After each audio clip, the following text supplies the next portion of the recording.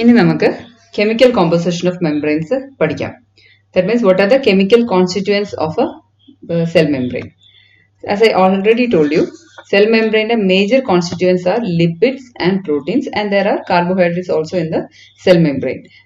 Cell membrane consists of lipids and proteins as major components, and they also have carbohydrates. Okay.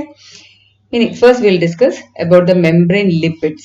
Okay, so membrane lipids are amphipathic in nature. Amphipathic means they consist of both hydrophilic and hydrophobic regions. Hydrophilic region means that they are water loving regions. So water, they can interact with water loving regions. And hydrophobic region, hydrophobic regions means they are water hating regions.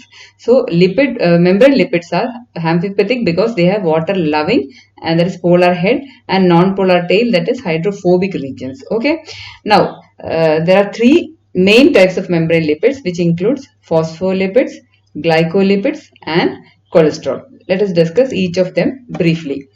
Now phospholipids are most abundant in biological membranes, and in your phospholipid there are four components in a phospholipid molecule present in membrane. That is one component is fatty acids, second component is a platform to which fatty acids are attached, third component is a phosphate group, and fourth component is an alcohol. Alcohol means അത് ethanol അല്ല ഉദ്ദേശിക്കുന്നത്, നമ്മുടെ കുടിക്കുന്ന alcohol എന്നല്ല ഉദ്ദേശിക്കുന്നത്. Any molecule which has got an alcohol group, hydroxy containing molecule ആണ് alcohol. So there is the fourth component is alcohol, which is attached to the phosphate group. Okay. Coming to the platform to which fatty acid is attached, there are two types of platform. It can either be glycerol or a molecule called sphingosine. Okay. Now glycerol you are already familiar with. You know the structure of glycerol. It is tricarboxyl, means 3 carbon containing molecule, CH2OH, CHOH, CH2OH. That is glycerol. Now phospholipid, which is derivative of glycerol, are called phosphoglycerides. ഞാൻ നേരത്തെ കാണിച്ചില്ലേ ഇതാ glycerol. ഇവിടെ here one fatty acid is attached. This is C1, C2 and C3. At C1 there is one fatty acid is attached. Here another fatty acid is attached. Here phosphate is attached. അതാണ് ഇവിടെ കാണിക്കുന്നത്. See, glycerol one fatty acid, second fatty acid, third phosphate group, and to phosphate group alcohol containing molecule is attached. So one component 1, component 2, component 3, component 4. Okay, so this molecule that is a derivative of glycerol are called phosphoglycerides. Clear? You remove this alcohol, you imagine that the first and second carbon are attached to carbon hydroxy groups are attached to fatty acids, and third is attached to phosphate. There is no alcohol. Imagine that only this much of molecule is there, this much, without the alcoholic compound. That molecule is called phosphatidate अथवा phosphatidic acid. It is also called diacyl glycerol 3-phosphate. See, 1, 2, diacyl glycerol, third position of phosphate. That's why it's called diacyl glycerol 3-phosphate. Clear? This molecule is called phosphatidic acid अथवा phosphatidate, and this is usually absent in membranes or present in very few amount. Now the real phospholipids that are present in membrane has got that alcohol group containing molecules attached to the phosphate group. See, as I told you earlier, this is C1, this is C1, this is C2. This is attached to one fatty acid, this is attached to another fatty acid. Here there is a phosphate too. So till this it is phosphatidic acid. Now when choline is attached to this phosphate group, first we'll discuss about ethanolamine. If ethanolamine is attached to this molecule, ethanolamine what is ethanol? Ethanol is CH3 CH2OH, that is C2H5OH is ethanol. So CH2 എന്ന് പറഞ്ഞാൽ നമ്മൾ ഇപ്പോൾ ഇത് CH3 CH2OH ആയിരുന്നെങ്കിൽ it is ethanol. Correct? CH2 CH2OH. Now if one of the hydrogen is replaced by amino group, it becomes ethanol amine. ഇപ്പോൾ ഇവിടെ OH ആയിരുന്നെങ്കിൽ എന്തായിരുന്നു, ഇത് CH2OH ആയിരുന്നു, ഇത് CH2NH2. So this is ethanol amine. മനസ്സിലായി? amine group connected to ethanol. That is why it's called ethanol amine. ഇത് നിങ്ങൾ നേരത്തെ പഠിച്ചിട്ടുണ്ട് കഴിഞ്ഞ സെമ്മില്. So this is phosphatidic acid ന്റെ derivative ആയതുകൊണ്ട് it is called phosphatidyl ethanolamine. Now, if you replace the 3 hydrogen in ethanolamine by 3 methyl group, it becomes trimethyl ethanolamine, isn't it? If this thing is called choline. So, when choline is attached to the phosphate group, it is called phosphatidyl choline. Clear? And if serine is attached, you know the structure of serine. When serine is attached, it becomes phosphatidyl serine. And if inositol is attached, it is called phosphatidyl inositol. And this is diphosphatidyl glycerol. You just see this is glycerol to one part. That to first carbon, one phosphatidic acid is attached. To another third carbon also, another phosphatidic acid is attached. This is diphosphatidyl glycerol, and this is cardiolipine. These are some of the important phospholipids present in membrane. And now these fatty acids are long chain fatty acids. The R1 and R2 long chain fatty acids are. They are hydrophobic in nature, whereas this part they are having charges. They are polar in nature, that is hydrophilic in nature. So these two becomes the hydrophobic tail, and this is the hydrophilic head. In phospholipids, this is the polar head, and these two are the non-polar tails. Clear? These are the non-polar tails. This is the polar head. This is the phosphatidic acid. Okay. Phosphatidic acid. E phosphate like alcohol containing molecules attach, it becomes the corresponding phospholipids. Okay, phosphatidyl choline. It is also called lecithin. You know that already. This is phosphatidyl serine. This is phosphatidyl ethanolamine, which is also called cephalin. This is phosphatidyl inositol. If phosphate like molecules the phosphatidyl derivatives I mari. This is the polar head. Depict and these two, these are long chain hydrocarbon chain. Now, this is non-polar tail. That is a 3-dimensional structure. Polar head, non-polar tail. Clear? Now, we discussed about phosphoglycerides. That is glycerol in the derivative on phosphoglycerides. Now, we will discuss about sphingomyelin. Sphingomyelin instead of glycerol, there is an amino alcohol called sphingosine, and sphingomyelin is a derivative of sphingosine. നിങ്ങൾക്ക് പറഞ്ഞാൽ മനസ്സിലായോ? നമ്മൾ ഫോസ്ഫോഗ്ലിസറൈഡ്സ് ഗ്ലിസറോളിന്റെ derivative ആണെങ്കിൽ സ്ഫിംഗോമൈലിൻ സ്ഫിംഗോസിന്റെ derivative ആണ്. മനസ്സിലാവുന്നുണ്ടോ? സ്ഫിംഗോസിൻ എന്താണെന്ന് ഞാൻ പറഞ്ഞുതരാം. അപ്പം sphingomyelin is the derivative of sphingosine, and this is the only phospholipid found in membrane which is not derived from glycerol. മനസ്സിലാവുന്നുണ്ടോ? Sphingomyelin is a phospholipid, but it is not derived from glycerol, but it is derived from sphingosine, which is an amino alcohol. Now look at the structure of sphingosine. CH3, CH2 12 times, CH double bond CH, CHOH, CH NH3, NH2 വേണമെങ്കിൽ എഴുതാം, CH2OH. ഇതാണ് sphingosine എന്ന് പറയുന്നത്. ഇനി ഇത് NH2, ഞാൻ ഇവിടെ കാണിച്ചിട്ടുണ്ട്. ഇത് NH2, ഇമാജിൻ ഈ NH1 ഇത്.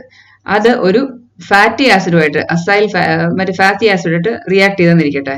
ഇവിടുന്ന് എച്ചും ഇവിടുന്ന് OHും പോയാൽ വാട്ടർ മോളിക്യൂൾ പോകും. What happens? A bond forms between NH and CO.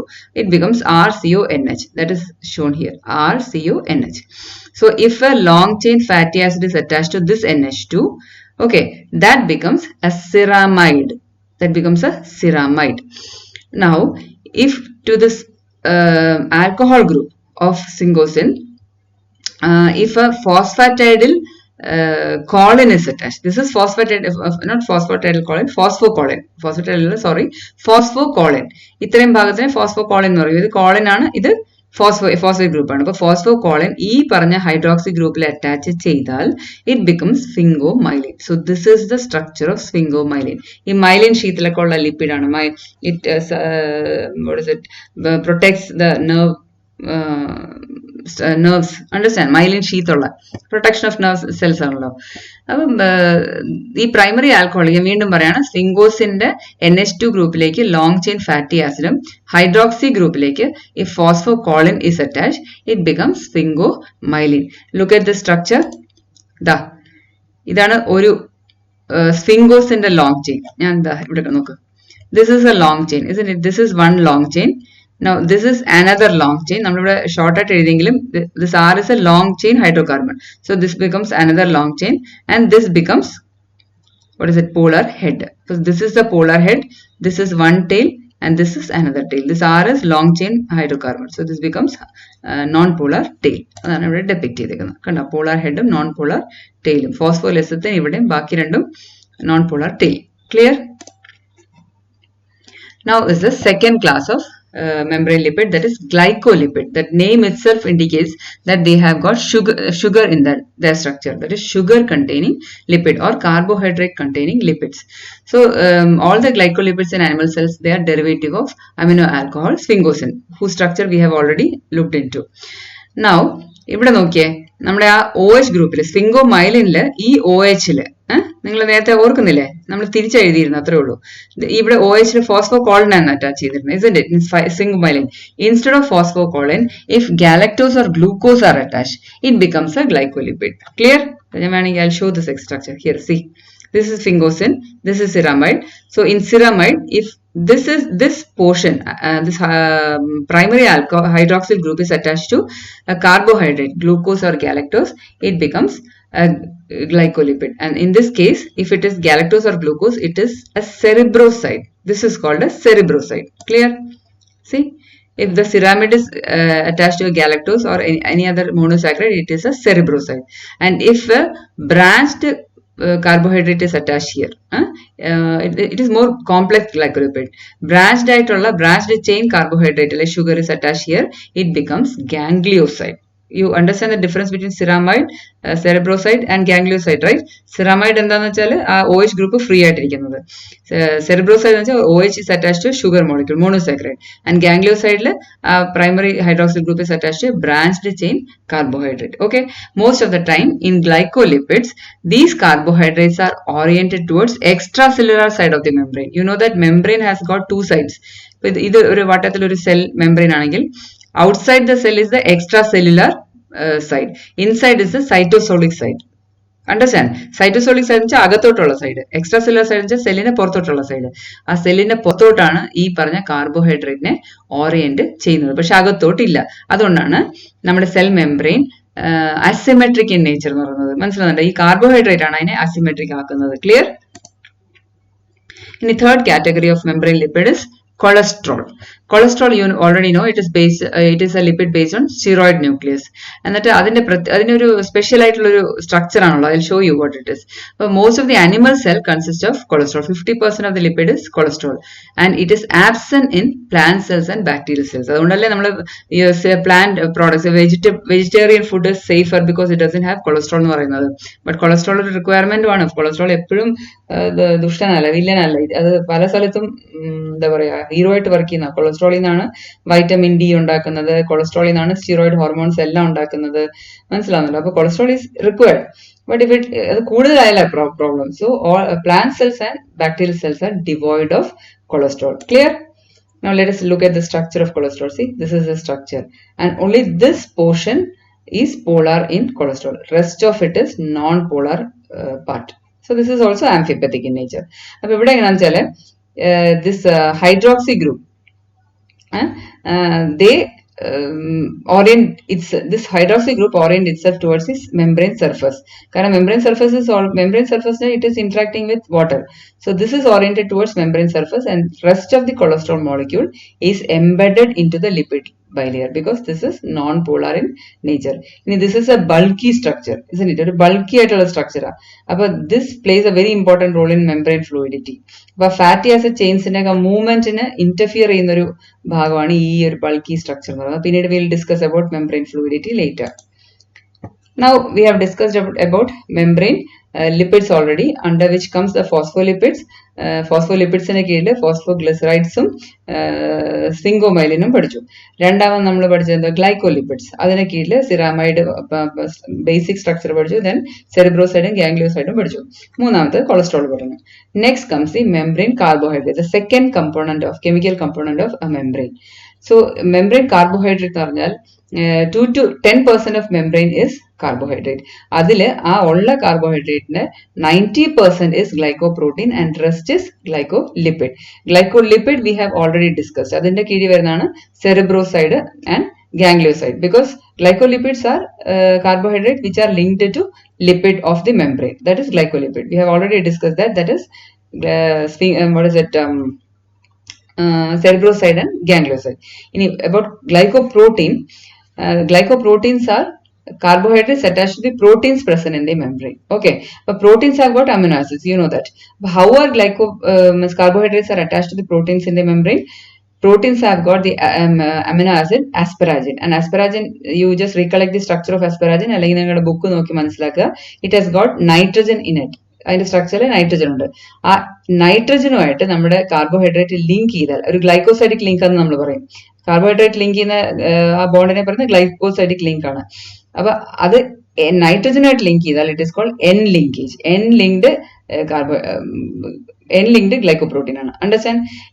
There is another linkage, that is if the protein has got serine and threonine. Just look into your book first for these structures. Both of them have got hydroxy group in their structures.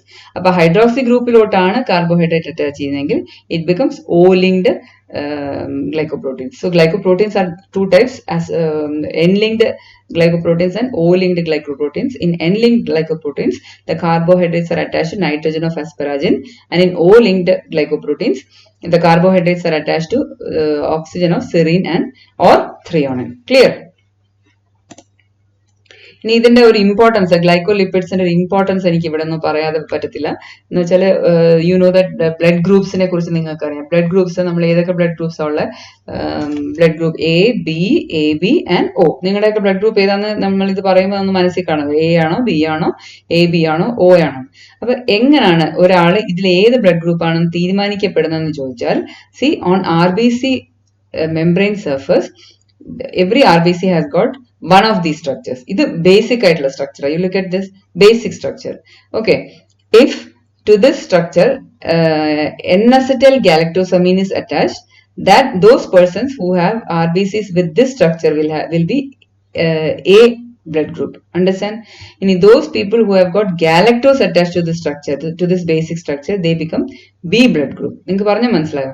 A blood group ഉള്ളവരുടെ RBCയുടെ മെംബ്രെയിനിൽ ഇങ്ങനത്തെ structure ആയിരിക്കും ഉള്ളത്. B blood group ഉള്ളവർക്ക് galactose ആയിരിക്കും attach ചെയ്യുന്നത്. ഇവിടെ എന്തോ N-acetyl galactosamine, ഇവിടെ ഗാലക്ടോസ്. ഇനി ഇത് രണ്ടും ഇല്ലെങ്കിൽ those people who have got this structure on their membrane of RBC, they are O antigen. Understand?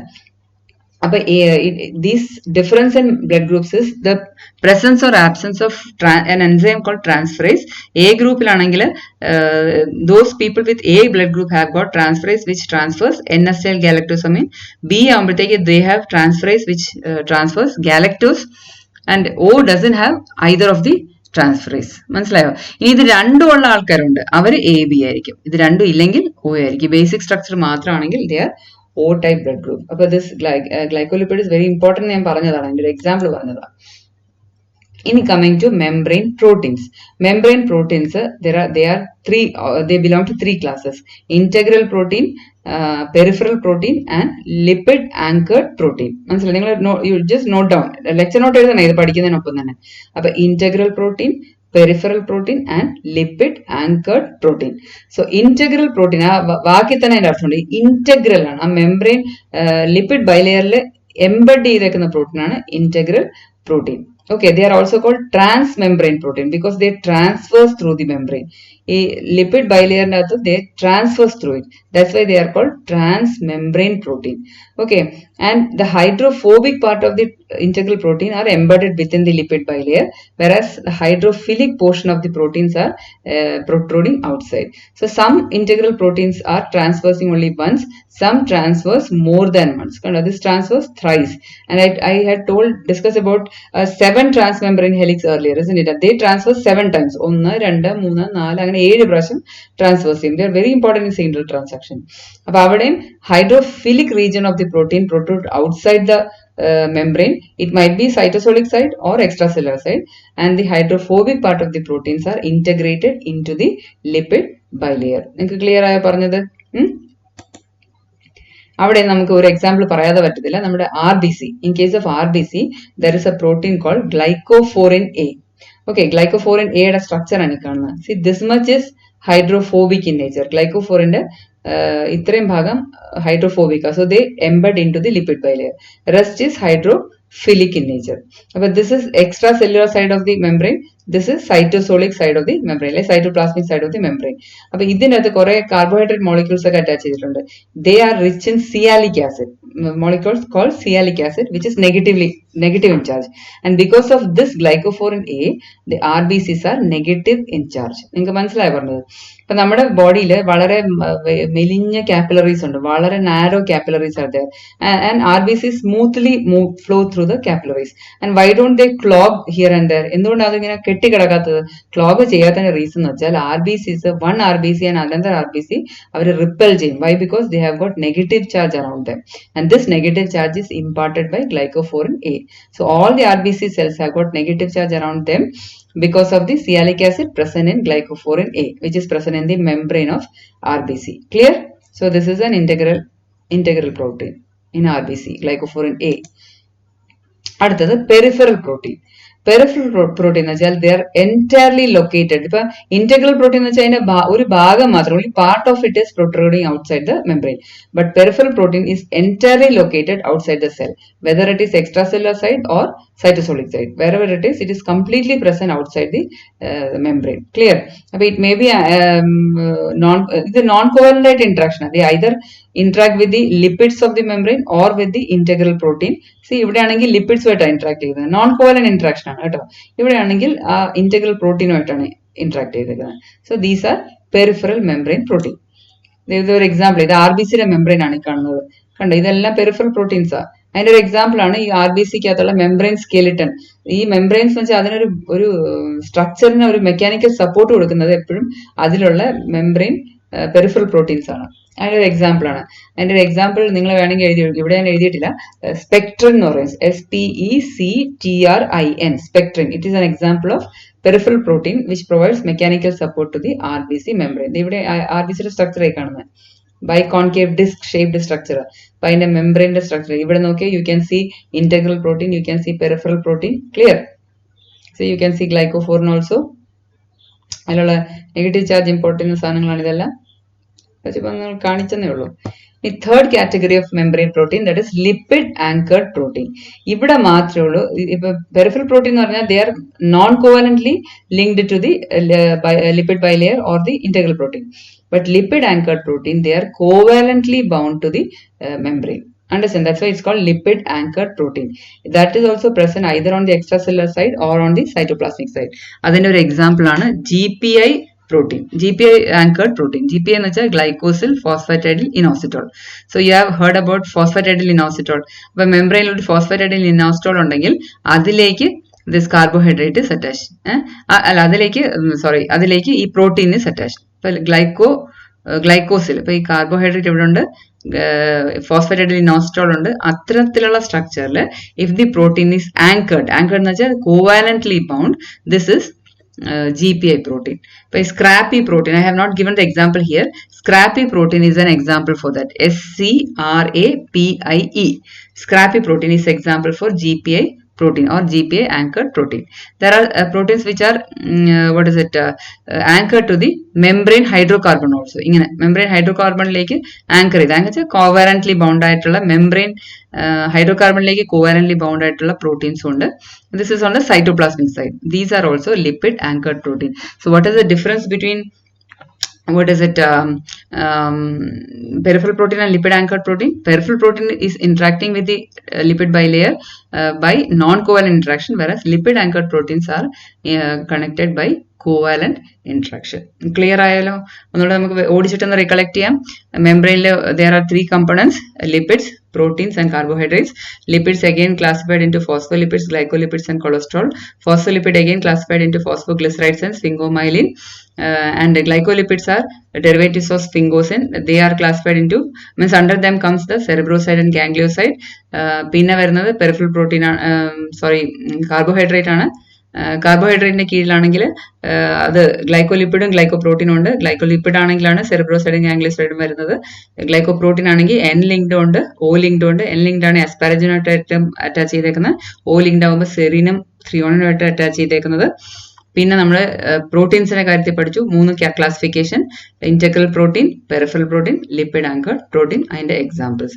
ഇത്രയും കാര്യങ്ങളാണ് ഇന്ന് പഠിക്കാനുള്ളത്. ഇപ്പൊ ഇത് നിങ്ങൾ ഈ വീഡിയോസ് കേൾക്കുന്നതിനോടൊപ്പം തന്നെ ഇതിന്റെ ലെക്ചർ നോട്ട്സ് പോസ് ചെയ്ത് എഴുതി പോകണം. അല്ലാതെ ഇത് അവസാനം കൊണ്ടിട്ട് നിങ്ങൾ പഠിക്കാൻ പറ്റുമെന്ന് ശ്രമിക്കരുത്.